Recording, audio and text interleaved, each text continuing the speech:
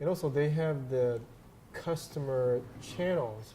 So if a small startup has an interesting product, not only the big corporates have the factory to fill this, to scale up, they also have the distribution to help you sell their products. Yes, that is very true as well.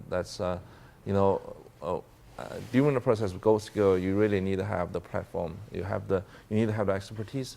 You also have the channels and the partnerships that can help you as well. I would say what you guys did as far as structuring your venture fund, it's a major breakthrough because venture funds used to be financial investors put money and give it to the funds, and the funds then give it to the portfolio companies. The GPs would help the portfolio companies. So what you guys did was you bring in corporate LPs with resources, and then you link them up with the portfolio companies and sort of have them work with each other.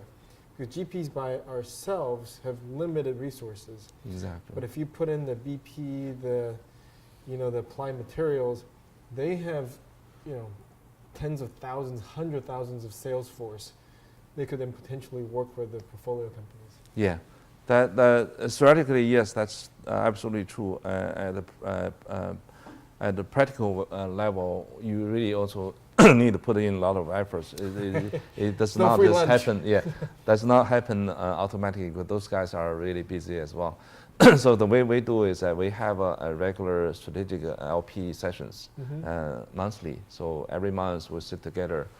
They view us as a channel for deal sourcing, right? Yeah. We are down ground in China.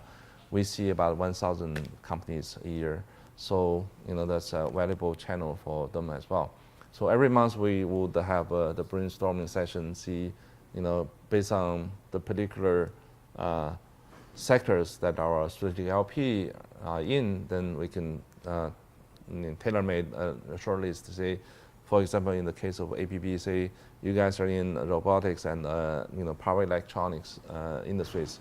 So here are the robotics and power electronics deals that we've seen this month. Whether you have interest in the company, what do you see? You have seen similar companies. What do you see the industry in general and all that? So that's it's a very useful brainstorming session. And every quarter we have a workshop, with a particular strategic LP. Say, you guys are, for example, BP. They might be interested in areas of, for example, digital analyze of trading data and all that. So on that particular topic, we would invite a lot of relevant industry partners and government officials and our strategic LPs together and sit down and have a workshop. And then every time we have a pretty useful takeaway, will help us to identify more relevant deals down the road in the future. And I think sometimes you may be surprised when you think of BP as a petroleum company, you actually don't know they might be interested in things like consumer behavior. Yeah. So maybe talk a little bit about the latest fund. Is it the Smart Tech Fund? Yeah. We are also evolving. So we call ourselves sustainable investor. So early this year, we have to launch an early stage fund called the Smart Tech Innovation Fund. The definition of Smart Tech by us is areas including IoT, artificial intelligence, robotics, EV cars, VR, AR, and all that. So you guys might be curious why you guys are doing this and what's your expertise. I think if you look at this way, let's say take IoT as example. IoT is not just an extension of internet. It's actually a much bigger, wave than internet, and also it's much more complicated than internet. It's not just purely software based. It's also involved lots of hardware technologies. We came a long way from investing in hard science and in hardware devices and all that. So we have a pretty rich experience. So the other thesis is, I think, China, as back to your original question, China was copying a lot of ideas from the U.S., but now, as the market grows, there's a bunch of more and more mature and experienced entrepreneurs emerge, and China is actually gradually leading innovation in certain areas. This probably not most notable area is the smart hardware sectors. You guys have probably heard of a company called DJI, based in Shenzhen. It's a very interesting phenomenon. This is the largest drone company in the world, right? It's the largest drone company in the world, and it's probably at the moment most advanced drone company, given their resources they have been able to attract, and they put in a lot of money into more advanced research. I think they're probably at the cutting edge of the drone industry. DJI is not the only company.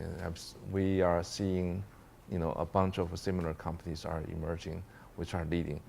I think the reason is not by accident. It's actually because China over the years have developed a really, really sophisticated supply chain infrastructures. Mm-hmm. So you've seen manufacturing base are migrating.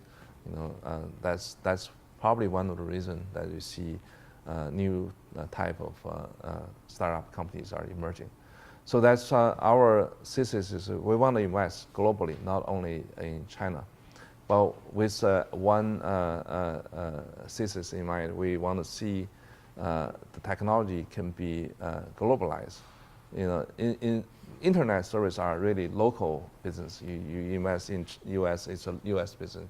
You don't necessarily be able to expand into other countries, right, without any difficulties. But hardware technologies, usually they are applicable globally. So if you're doing those things, IoT, let's say sensor on a device and all that, most likely those sensors can be applied anywhere in other countries as well. And China, given its mature supply chain ecosystem, so you can count on that. They can be a very low cost and efficient, and nowadays I can even say reasonable quality platform.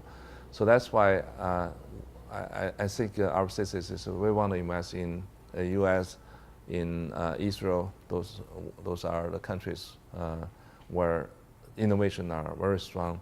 You see a lot of impressive entrepreneurs base.